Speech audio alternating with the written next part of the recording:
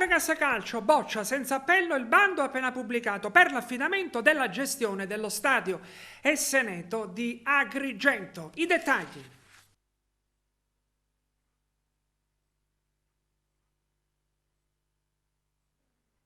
Ma diciamo che questa è una sentenza. Il dirigente dell'Acregas Calcio, Giuseppe Deni, interviene a seguito della pubblicazione dell'avviso di gara per l'affidamento della gestione dello stadio Esseneto di Agrigento per 5 anni e invoca correzioni e spiega: dopo aver letto e riletto con attenzione le carte, la nostra soddisfazione per la pubblicazione del bando è andata a farsi benedire. Ci dispiace dirlo, ma si tratta di una bocciatura senza appello e che al momento esclude una possibile partecipazione dell'Acregas al bando di evidenza pubblica del comune. Il bando contiene tante incongruenze. È come se uno si affittasse una casa e ogni volta che intende invitare qualcuno a cena deve chiedere l'autorizzazione al proprietario. Non si articola così. Il bando prevede anche che chi si aggiudica la gara deve pensare alle opere di manutenzione straordinaria.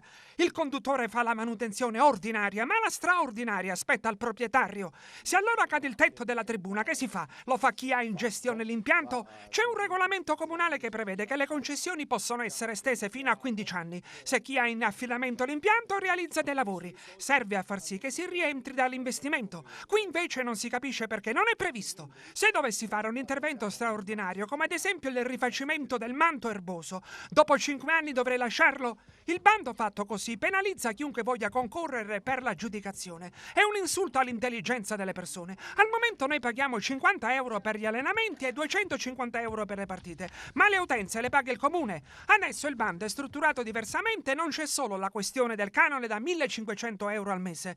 La politica deve fare una scelta e penso che in autotutela possono sospendere questo bando e aggiungere gli accorgimenti necessari. La società Acregas chiede 3 semplici modifiche, a cominciare dal fatto che non dobbiamo chiedere alcuna autorizzazione se non quelle previste dalla legge. Se vogliamo fare il bar, è evidente che bisogna chiedere la SCIA, ma non è possibile che per ogni attività ci debba essere un'autorizzazione del comune. Se arriva un sindaco al quale non siamo graditi, che si fa? Poi c'è la questione delle opere di manutenzione straordinaria che devono essere, come è normale che sia, a carico del comune. L'Acregas è disponibile ad accollarsi quelle di ordinaria amministrazione. Il terzo punto è la durata. Ogni intervento a spese della società deve allungare proporzionalmente il periodo di concessione come previsto dal regolamento comunale. Altrimenti che senso ha investire? Poi ci sono alcuni aspetti che mi fanno sorridere. Ad esempio è previsto che ci siano giorni di chiusura obbligatoria in alcuni giorni festivi. Se la Lega mi chiede di giocare il 6 gennaio, che gli dico? Non posso aprire lo stadio?